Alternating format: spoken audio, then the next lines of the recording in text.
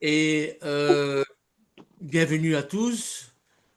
Saluons, saluons-nous les uns les autres, si vous voulez bien, parce que c'est Shalom à tellement tous. important, Shalom à la tous. Shalom à communion. tous. Shalom, shalom à tous, shalom bien-aimés. Shalom à Amen. tous. Yeshua Chai. Shalom, Oui, mes Amen, bien-aimés. Yeshua Rai. N'oubliez pas, Yeshua n'oubliez Hai. jamais. Le tombeau est vide. Amen.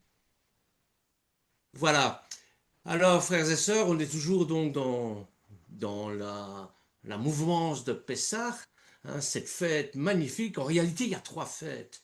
Il y a bien sûr Pessah, il y a Yom Hamatzot, le jour des pains sans levain, et il y a Bikurim, c'est-à-dire la résurrection. Vous avez le repas du Seigneur, vous avez sa mort, vous avez la mise au tombeau et vous avez sa résurrection. Et on est toujours dans cette mouvance-là.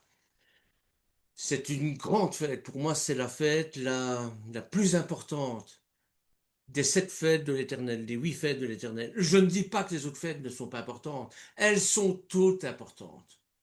Mais celle-ci, quand même, nous étions condamnés à mort.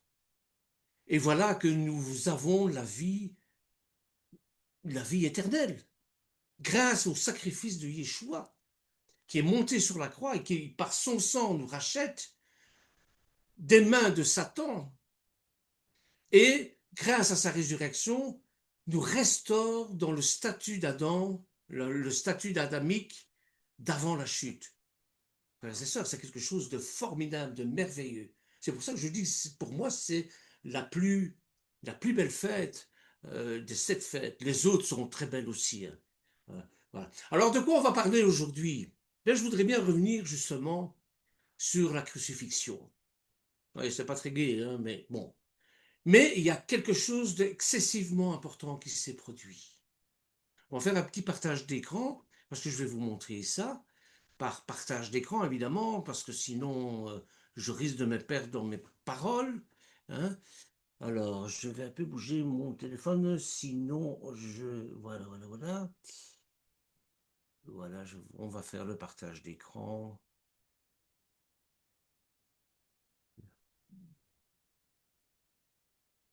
Voilà.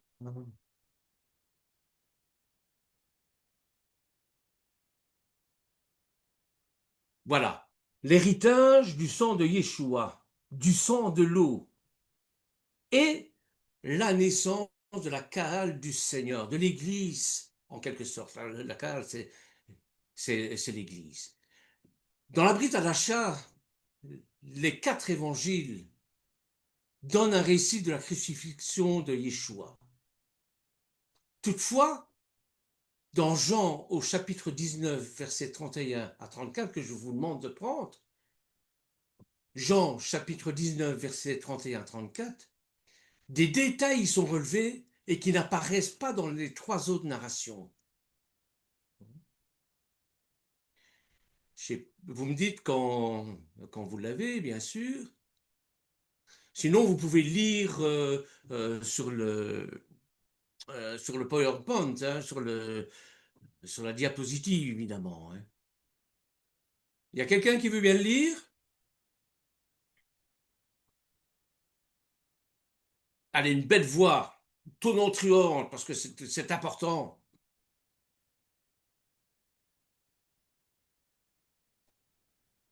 Vous êtes toujours là? Oui, oui. Si personne ne veut le lire, je vais le lire. Oui, vas-y, Non. David. Ok. Alors, Jean 19, 31 à 34. Dans la crainte que les corps ne restassent sur la croix pendant le Shabbat, car c'était la préparation et ce jour de Shabbat était un grand jour. Les Juifs demandèrent à Pilate qu'on rompît les jambes aux crucifiés et qu'on les enlevât. Les soldats vinrent donc et ils rompirent les jambes au premier, puis à l'autre qui avait été crucifié avec lui. S'étant approchés de Yeshua, le voyant déjà mort, ils ne lui rompirent pas les jambes. Mais un des soldats lui perça le côté avec une lance, et aussitôt il sortit du sang et de l'eau. Il sortit du sang et de l'eau. Les soldats romains avaient coutume de briser les jambes des victimes de crucifixion. Et ça, c'était pour hâter leur mort. Puisque Yeshua était déjà mort, ils ne brisèrent pas ses jambes. Cependant, un des soldats perça le côté, le flanc droit de Yeshua avec une lance. Et de son côté sortirent du sang et de l'eau.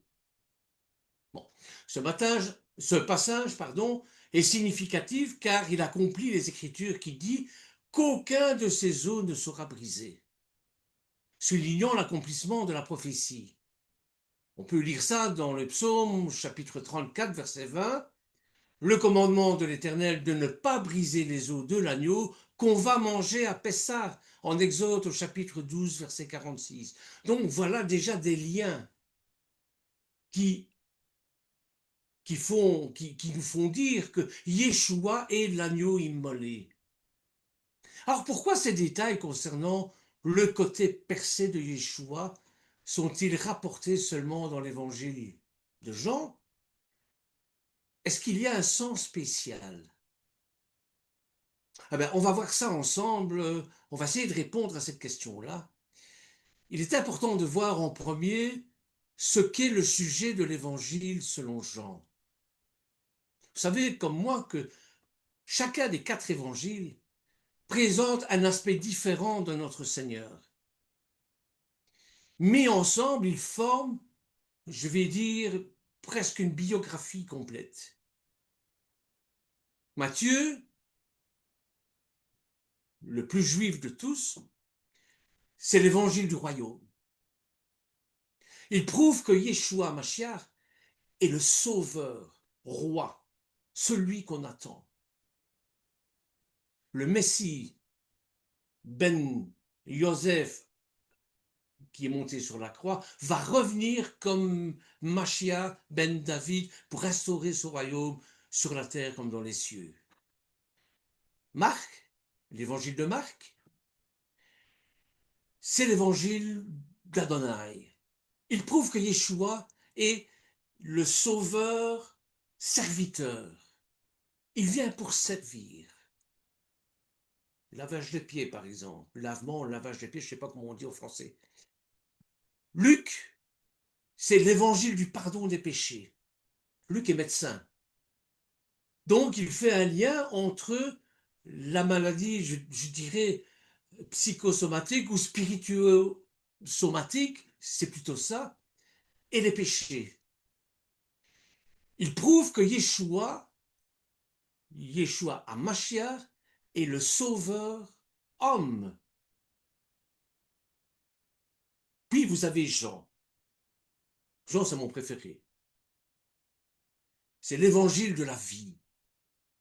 Pas la vie terrestre, hein, la vie éternelle. Il prouve que Yeshua HaMashiach est Dieu, sauveur qui vient nous donner comme vie. Non seulement nous la donner, mais la propager. Et l'évangile selon Jean met l'accent sur la vie éternelle.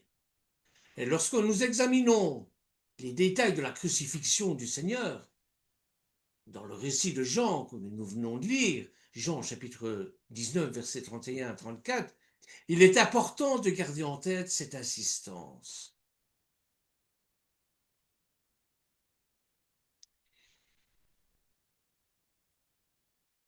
Voyons un petit peu comment Jean met en ordre ces images, parce qu'il utilise beaucoup d'images. Hein. Yeshua, lui, il donnait comment ça s'appelle déjà, des paraboles. Eh bien, Jean fait la même chose. Il nous donne des images. Sinon, c'est incompréhensible. Vous voyez? Sinon, on échappe aux réalités spirituelles. Et les réalités spirituelles sont profondes et peuvent s'avérer difficiles à comprendre. Et Jean utilise donc des images, des signes, tout au long de son évangile, pour nous aider, à saisir ces réalités.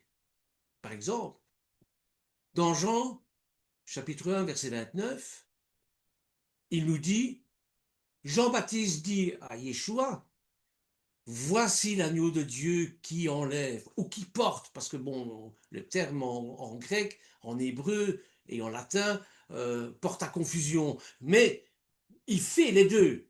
Voici l'agneau de Dieu qui enlève ou porte à la croix le péché du monde.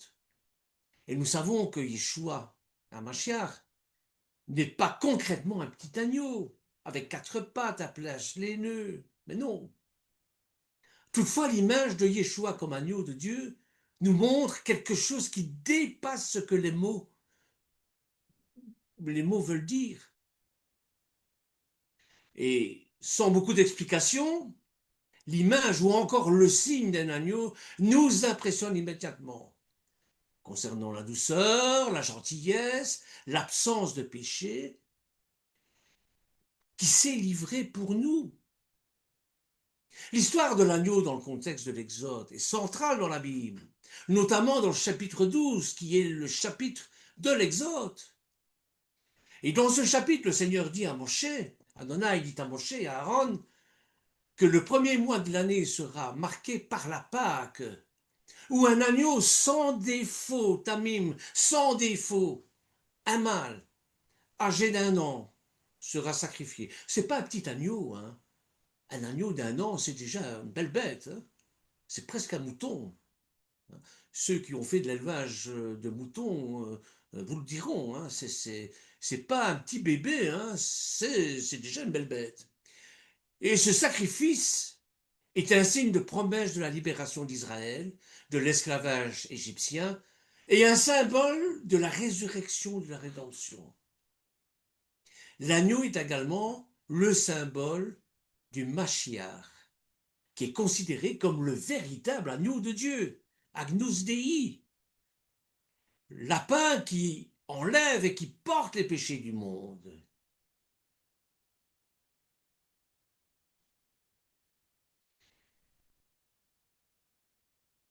Yeshua est l'agneau immolé.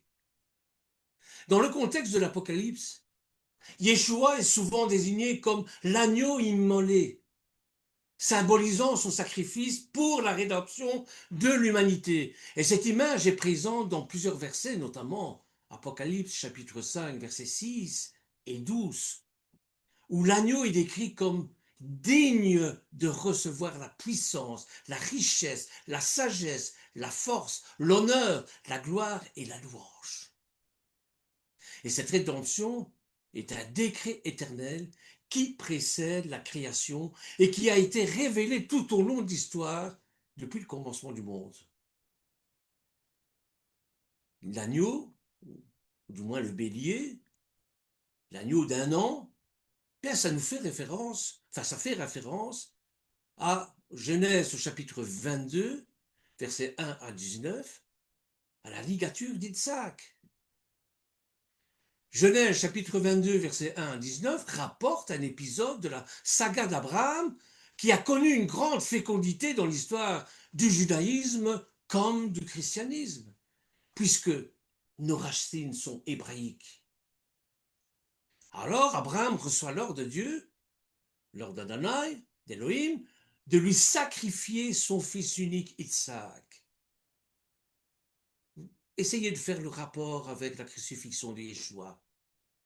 Abraham s'exécute pour Isaac, pour un voyage de 3 jours, un voyage de 3 jours. Vous voyez le parallèle qu'on peut faire, au terme duquel devrait avoir lieu le sacrifice. Parvenu au lieu dit, Isaac, voyant que tout est préparé, interroge son père. Mais où est l'agneau pour le sacrifice? Et Abraham va répondre, Dieu pourvoira lui-même à l'agneau. Genèse chapitre 22, versets 7 et 8. Et au moment où Abraham s'apprête à égorger son fils, un ange arrête son bras. Et Isaac est sauvé et un bélier trouvé sur place est sacrifié à sa place.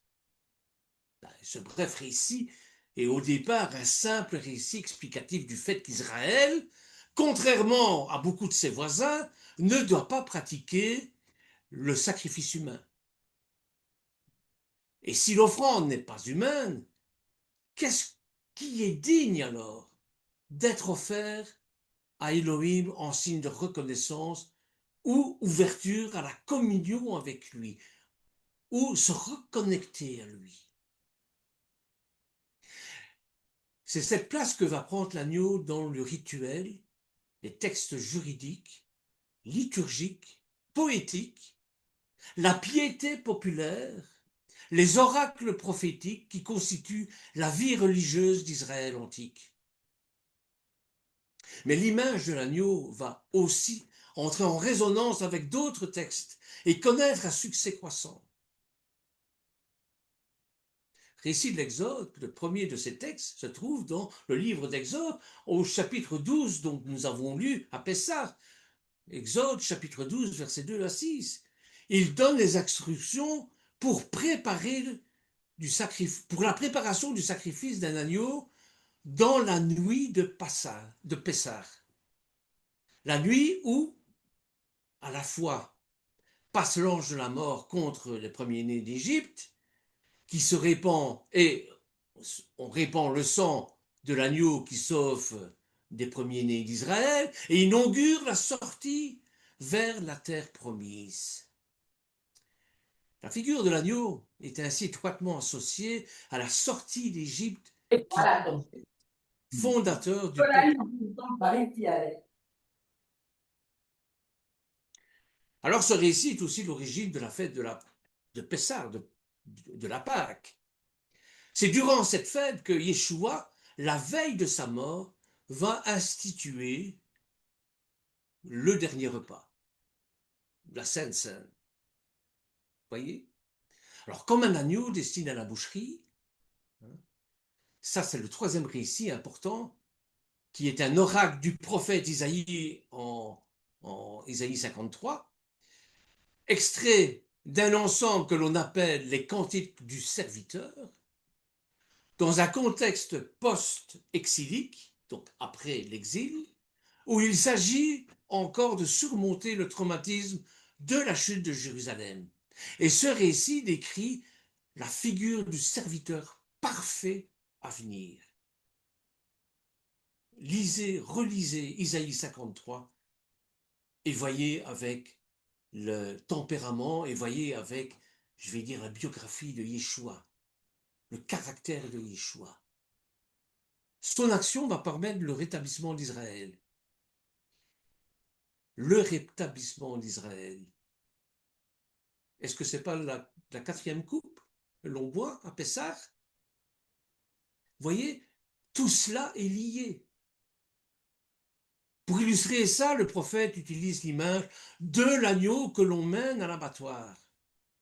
Et ce passage va être repris par la première génération des chrétiens, des Talmudim, pour expliquer en quoi Yeshua peut être à la fois le Mashiach attendu et celui que Dieu a apparemment rejeté, puisqu'il est mort sur la croix. Pourquoi Dieu l'aurait rejeté? Mais parce que la sainteté de Dieu ne peut pas cohabiter avec l'imperfection. Et Yeshua a pris sur lui les péchés du monde. C'est pour ça que je dis ça. Et c'est ce paradoxe, vous savez à quel point chez les Juifs, ce paradoxe est partout. Ce paradoxe du Mashiach crucifié qui va devenir un des pivots sur lesquels va se construire notre foi. Jean utilise d'autres images tout au long de son récit, comme celle de l'échelle céleste, du serpent d'airain sur une perche, du sceptre de ses sarments, des signes à nous transmettre des réalités spirituelles profondes.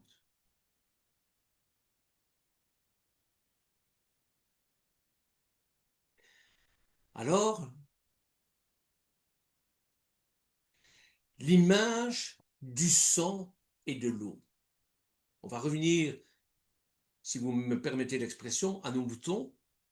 L'image du sang et de l'eau. Quelle réalité spirituelle le sang et l'eau qui coulèrent du côté percé du Seigneur révèlent-ils? J'écoutais Broxon tout à l'heure qui expliquait d'une manière, c'est un médecin légiste belge, qui expliquait la crucifixion de notre Seigneur. Très intéressant. Alors, du sang et de l'eau, deux substances vont sortir du côté percé du Seigneur. Le sang et l'eau. Le sang accomplit la rédemption. Deuxième couple, si je me souviens bien. Non, deuxième ou troisième couple. Deuxième couple, c'est le salut. Troisième couple, la rédemption. Lors du Seder de Pessah. Retirant les péchés. Chapitre Hébreu, chapitre 9, verset 22. Pour le rachat aussi de la Kaal, de l'Église, de la Keïla. Acte au chapitre 20, verset 28. L'eau transmet la vie. L'eau, c'est une matrice dans laquelle la vie, sans eau, il n'y a pas de vie. C'est pas possible. Donc l'eau transmet la vie, mettant ainsi fin à la mort. Jean chapitre 12, verset 24, chapitre 3, verset 14 à 15 aussi, et il met fin à la mort pour la création de la cale, pour la création de l'Église. Oh là, j'ai pris ça dans Éphésiens chapitre 5, verset 29. Qu'est-ce que je veux dire par là? Eh bien, du côté négatif, la mort du Seigneur enlève ou porte à la croix nos péchés, et du côté positif, elle nous transmet la vie éternelle. Ainsi, elle revêt deux aspects. L'aspect de la rédemption et l'aspect de la transmission de cette vie. L'aspect rédempteur sert à la transmission de la vie. Et le récit de ces trois autres évangiles ne rapporte que l'aspect rédempteur de la mort du Seigneur. Dans les trois évangiles, c'est surtout ça qui est mis en exergue. C'est la rédemption de la mort du Seigneur. Mais le récit de Jean rapporte non seulement l'aspect rédempteur, mais aussi celui de la transmission de la vie éternelle par l'eau. Donc le sang et l'eau nous montrent deux facettes importantes de la mort de Yeshua. L'aspect rédempteur, le sang, l'aspect de la transmission, la vie par l'eau. Du fait que Yeshua a versé son sang afin d'accomplir une rédemption, nous ne pouvons recevoir le pardon et la purification de nos péchés que comme ça. Voyez?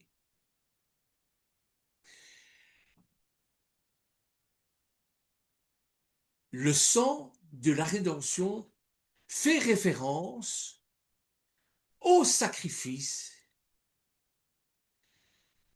de Yeshua Mashiach, ce sacrifice qui a versé son sang pour racheter l'humanité du péché et rétablir la relation avec l'Éternel.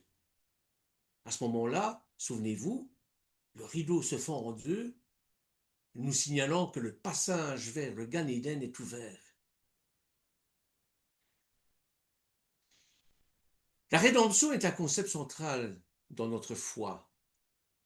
Elle signifie que l'humanité a été rachetée du péché par le sacrifice de Yeshua.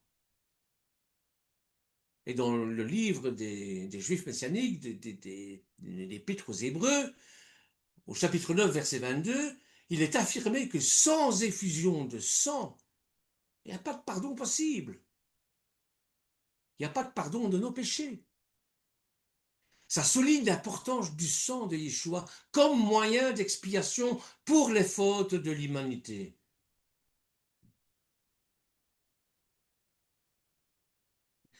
Son sacrifice est considéré comme unique, parfait, remplaçant les sacrifices d'animaux de l'Ancien Testament que nous sommes occupés à étudier d'ailleurs avec les parachiotes.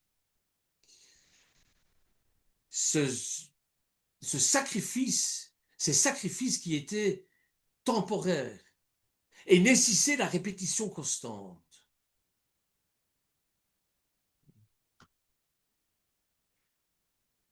voyez? Alors, je passe à la diacise, voilà. Donc, vous avez deux sources. Le sang de Yeshua est perçu comme le prix payé pour la rédemption. Dans Éphésiens chapitre 1, verset 7, il est écrit qu'en lui nous avons la rédemption par son sang, la rémission des péchés. Et ce verset souligne que la rédemption est accessible par la foi en Yeshua. Rien d'autre, la foi en Yeshua et son sacrifice. Le sang de Yeshua est donc vu comme un moyen de réconciliation. Réconciliation avec l'Éternel. Et s'il y a réconciliation avec l'Éternel, nous devons avoir une réconciliation avec nos frères et sœurs, bien sûr. Et ça nous permet de vivre en communion avec lui. Le repas pascal institué par Yeshua est un moment de commémoration de son sacrifice. Faites ceci en mémoire de moi. Et les disciples se rappellent de son corps brisé, la matzah du milieu qu'on a brisé, souvenez-vous, et de son sang versé, affirmant leur foi en la rédemption qu'il a offerte.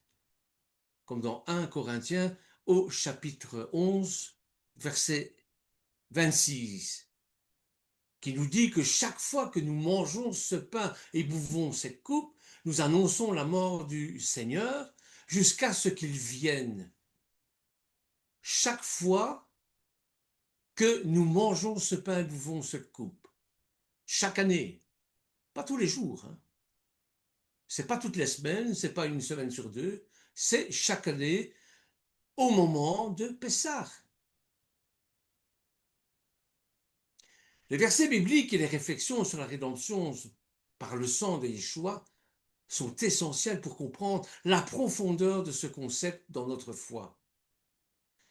Et on ne pourra jamais le louer, le remercier suffisamment pour l'aspect rédempteur de sa mort. Toutefois, cette rédemption avait un objectif. Adonai veut que nous recevions sa vie divine, cette vie éternelle, cette vie qu'il avait donnée à Adam et Hawa avant la chute. Et c'est possible grâce à l'aspect de la mort de Yeshua qui transmet la vie.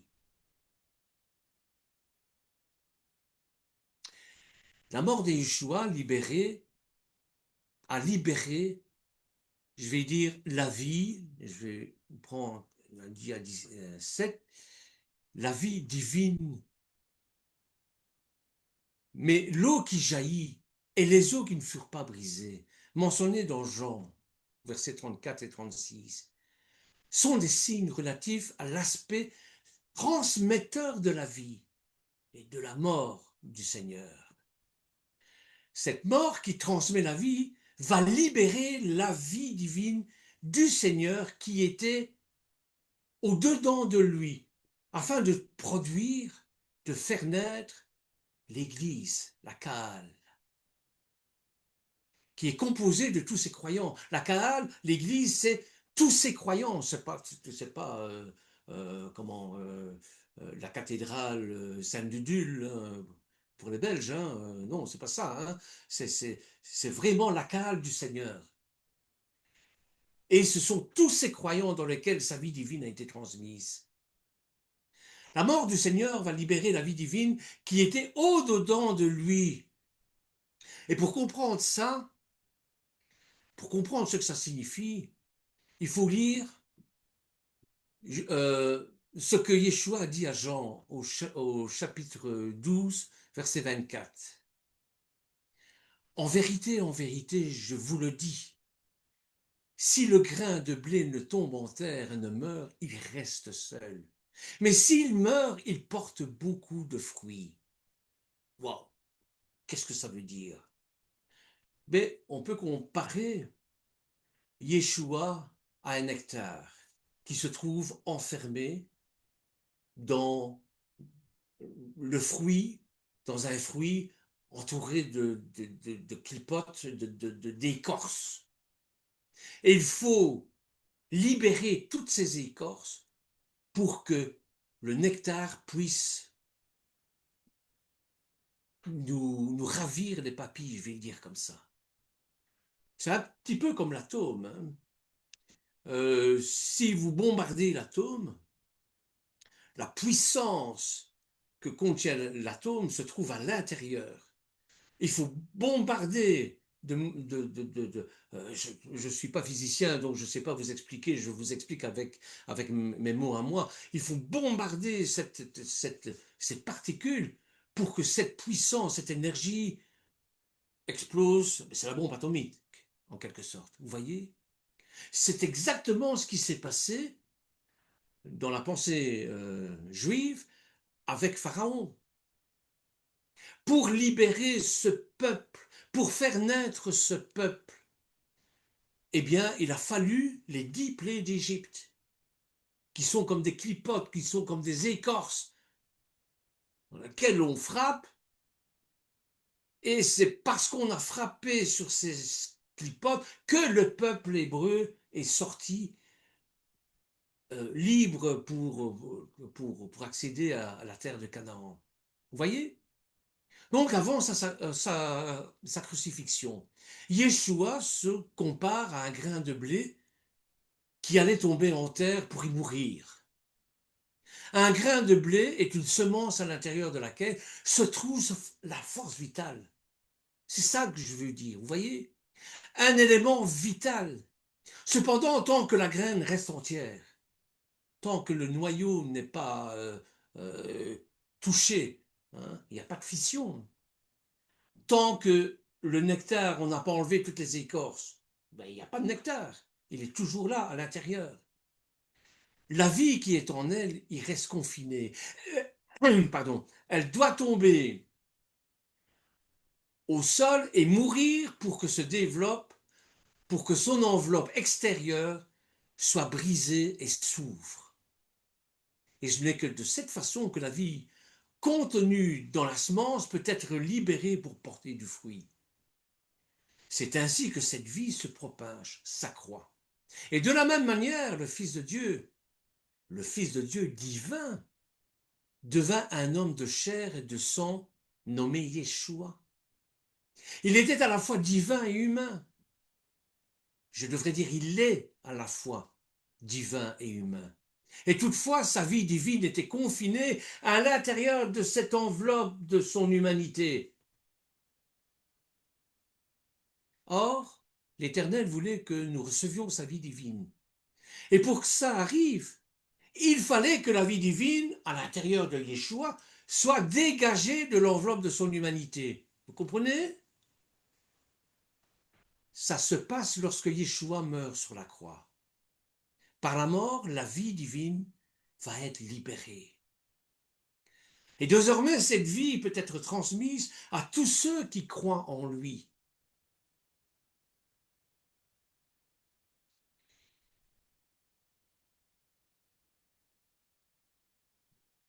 Non, c'est pas ça. Voilà.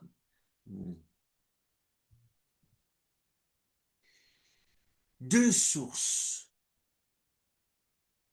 Nous pouvons continuer à jouir des provisions de son sang et de sa vie pour toujours. Hein. Mais le côté ouvert d'Adam, duquel Hawa fut produite, en Genèse au chapitre 2, versets 21-23, je fais le lien, je reviens toujours au début, je reviens toujours aux origines. Eh bien, c'était déjà une préfiguration du côté percé du Seigneur. Le sang fut typifié, je ne sais pas si c'est français, par le sang de l'agneau pascal en Exode, chapitre 2, versets 7 à 22. Apocalypse, chapitre 12, 11. Et l'eau fut aussi typifiée par l'eau qui va sortir du rocher frappé par Moshe en Exode au chapitre 17, verset 6. C'est bien sûr des enseignements qu'on va donner, hein, ou 1 Colossiens, chapitre 10, verset 4. Le sang devient la source pour la purification des péchés. comme Zacharie au chapitre 13, verset 1. Et l'eau va devenir la source de vie, en Apocalypse au chapitre 21, verset 6, ou dans le psaume, puisque nous prions par les psaumes, au chapitre 36, verset 10. Alors la mort de Yeshua va ouvrir deux fontaines qui va pourvoir à nos besoins. Une fontaine qui retire nos péchés par le lavage d'une fontaine de vie. Souvenez-vous de ce qu'il a dit à la Samaritaine. Souvenez-vous de Zacharie au chapitre 13, verset 1, qui nous dit « En ce jour-là,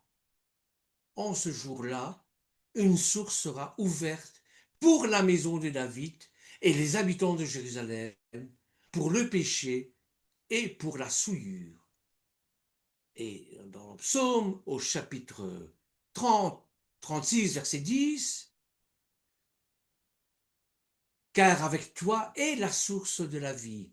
Dans ta lumière, nous voyons la lumière. »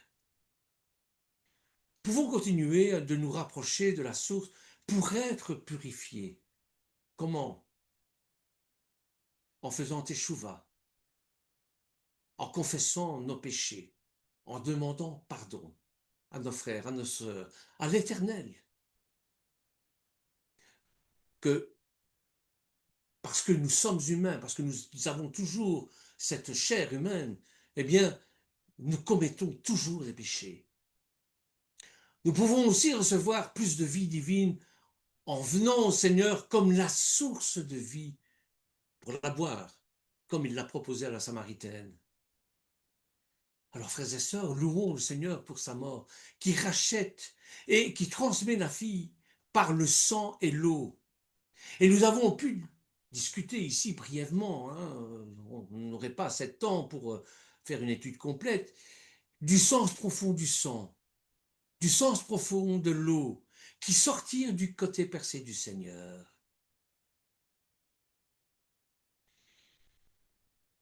Alors,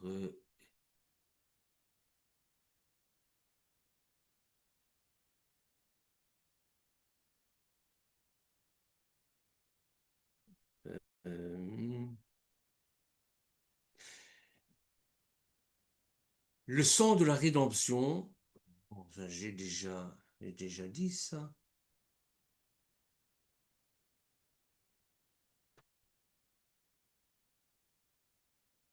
J'arrive pas à voir la dernière diapositive, mais bon, c'est pas grave, vous comprendrez facilement le témoignage de l'esprit, de l'eau et du sang. C'est de ça dont je vais vous parler en dernier lieu.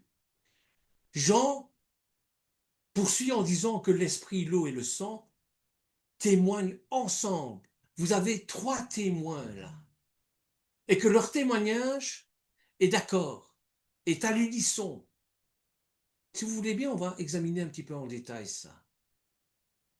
L'esprit, la Roi Kodesh. La Roi Kodesh est celui qui atteste continuellement de la vérité de Yeshua Mashiach. L'Esprit a rendu témoignage lors du baptême de Yeshua. Souvenez-vous, lorsque métaphoriquement, on voit la colombe au-dessus de la tête de Yeshua. C'est toujours comme ça qu'on l'a représenté. Bon, j'étais gamin, c'est comme ça qu'on me l'avait représenté. Hein? Donc, la Roi Kodesh atteste continuellement de la vérité du Yeshua. L'Esprit a rendu témoignage lors du baptême de Yeshua et continue de rendre témoignage dans le cœur, dans notre cœur du disciple. Et Jean souligne que l'Esprit est vérité. 1 Jean chapitre 5 verset 6. Et le rôle de l'esprit, le rôle de la Roi Kodesh est de guider les Talmidim, de guider les disciples dans la vérité et de confirmer la divinité de Yeshua. L'eau, j'en ai parlé bien sûr. L'eau fait référence à la pureté, à l'obéissance de Yeshua.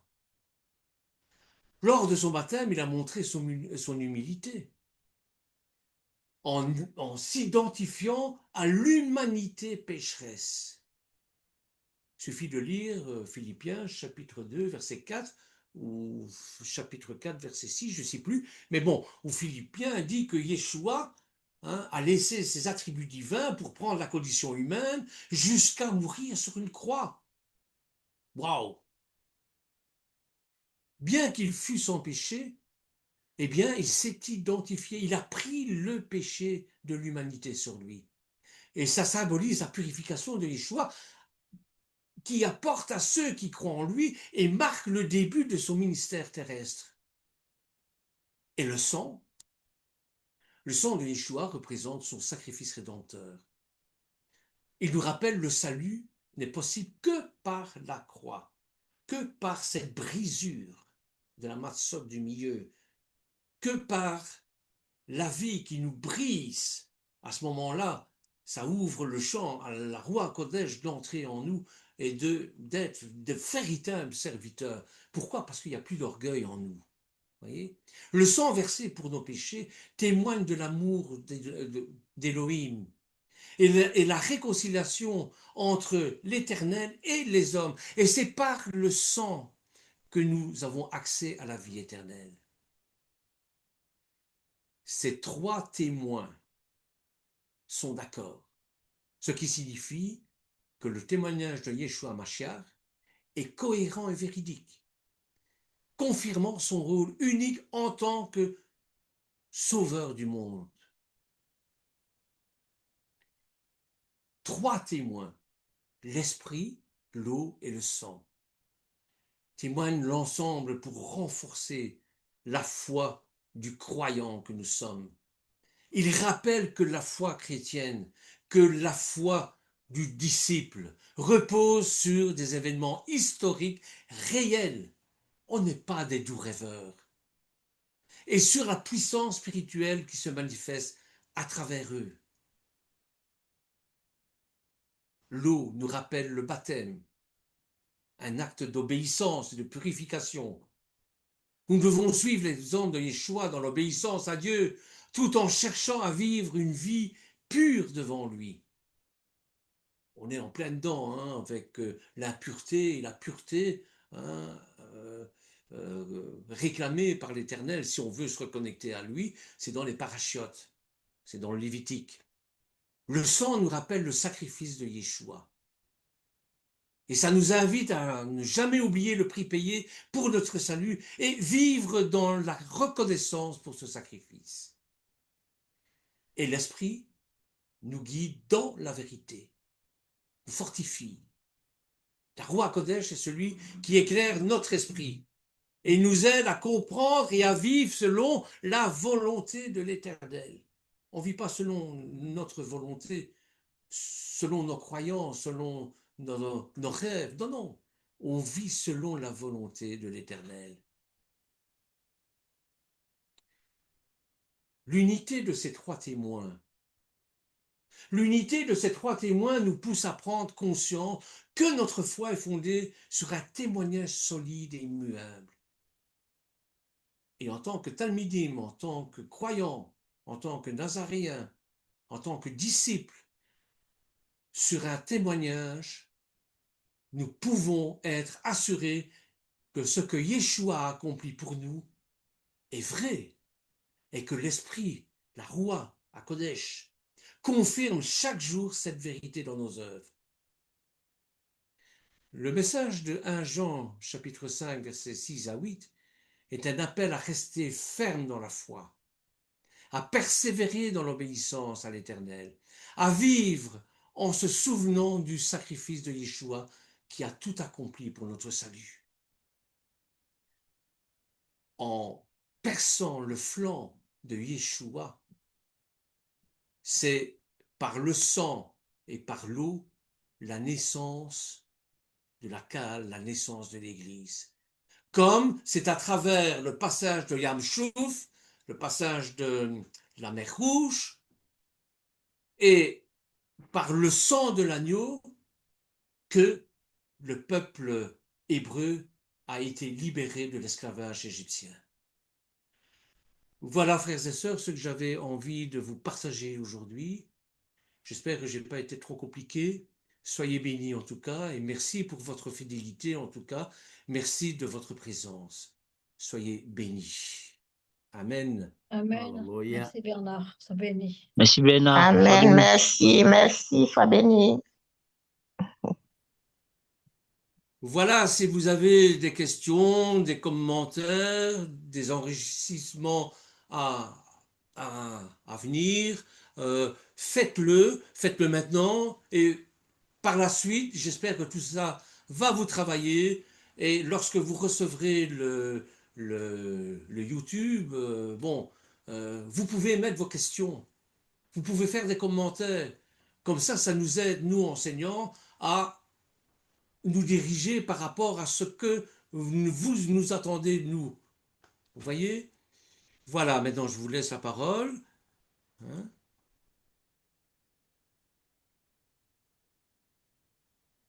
S'il n'y a pas de questions, ben Ruth va mettre un chant et puis on une prière pour, Audric a levé la main.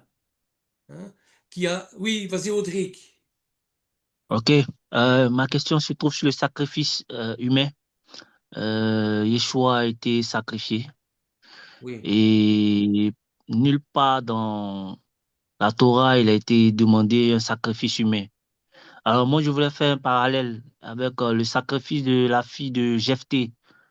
Qu'en est-il de cette partie? Puisque bon, on connaît tous l'histoire. Il a demandé quelque chose au Seigneur, il a demandé, voilà, et quand il revenait, il a vu sa fille. En premier, il a commencé, il s'est lamenté, c'est sa fille, enfin, selon la version que moi j'ai, c'est sa fille qu'il a sacrifiée. Qu'en est-il de cette interprétation-là?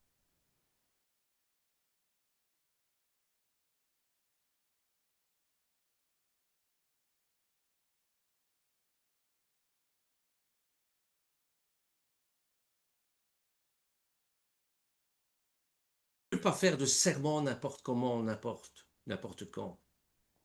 Ce qu'il a fait là pour moi est purement imbécile. On ne fait pas un serment pareil. Que la première qui sort de la maison, eh bien, je te la sacrifie à toi, Seigneur. C'est sa fille qui sort, évidemment. Je crois que là, c'est une erreur de Jephthé. Le Seigneur ne demande pas ça. Et alors, en plus, il persévère dans son erreur en sacrifiant sa fille, carrément, parce qu'il ne peut pas renier son serment. Hein. Maintenant, quand tu dis qu'il n'y a pas eu de demande de sacrifice dans la Torah, ben, il y a eu Isaac. Hein, le Seigneur a demandé le sacrifice d'Isaac. Hein. Mais bon, la conséquence de ce sacrifice d'Isaac, qui est une préfiguration du sacrifice de Yeshua, c'est que, avec Abraham, les sacrifices humains vont devenir interdits. Par la suite, ça va être le sacrifice des enfants avec Moloch, etc. Mais bon, c'était chose courante à l'époque d'Abraham d'offrir des sacrifices humains pour calmer les dieux, etc. N'oublions pas que nous sommes dans des peuplades complètement polythéistes, athées. Ils ont créé leurs dieux eux-mêmes, etc. Et ils croyaient qu'en sacrifiant leurs enfants enfin, en faisant des sacrifices humains, ils allaient calmer la colère de leur Dieu. Leur Dieu qui était soit le tonnerre, les éclairs, les volcans, etc. Donc voilà, le peuple d'Israël se démarque, commence à se démarquer des autres peuples déjà du temps d'Abraham, par le refus du sacrifice. Quant à Jephthé, c'était parti pour une bonne intention, mais là, pour moi, c'est mon avis à moi. Michel, qu'est-ce que tu en penses? Mais Bon, il y a deux approches. Il y a une approche qui dit que Jephthé a sacrifié littéralement sa fille. Il y a une autre approche qui dit qu'en fait, il l'a consacrée, c'est pour ça qu'il pleure sa virginité. C'est dans Juge 11. Hein. Dans Juge 11, si on peut jeter un coup d'œil, si on a le temps. Hein. oui. Il pleure, c'est Juge 11, hein, c'est ça? Hein, Audric? Ah oui, oui, oui. Juge 11.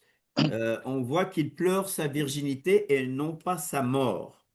Bon, d'après certains, euh, il n'y a pas eu de sacrifice littéralement, mais que c'était plutôt une consécration. Bon, c'est des textes qui ont besoin d'être étudiés avec plus d'attention, quoi. C'est des textes qu'on lit rapidement, qu'on oublie même, on oublie les détails, hein. Mais il pleure sa virginité. Euh, Ça fera l'objet d'une étude voilà, de donc on y l'Haftarah. reviendra hein, parce que c'est Oui, intéressant quand même. parce que l'Haftarah en parle justement, je ne sais plus laquelle, hein, une Haftarah qui est bien sûr liée à la paracha, et on Mhm. parle de Jephthé, euh, on parle comme d'un mécréant, on parle comme d'un bandit, hein, Mhm. qui va demander aux autorités d'Israël de pouvoir diriger, et même d'être, je vais dire, colonel en chef, parce que bon, lui, il ne se nourrit que de rapines, d'embuscades, etc. Et ils vont lui faire confiance, ils vont gagner des batailles. Et bon, il va y avoir ce tragique événement, évidemment, avec sa fille. Mhm. Bon. Mais ça, on en reparlera, je te promets qu'on en reparlera au moment de la paracha, de l'Haftara. Je ne sais plus c'est laquelle, hein, mais bon, c'est prévu dans une des Haftarot. Voilà. Bon, ce Ça qui est va? sûr, c'est que la Bible interdit les sacrifices humains. D'ailleurs, quand on utilise, tu as bien utilisé le terme légature d'Abraham. Les Juifs ne disent pas, les Juifs ne parlent pas de sacrifice d'Isaac, mais plutôt de légature. Donc, La il ligature y a nuance d'Isaac. aussi. Oui, oui, oui. Voilà. Voilà. Personne d'autre? Ruth, tu veux Oui. bien nous mettre une Voilà. louange? Pour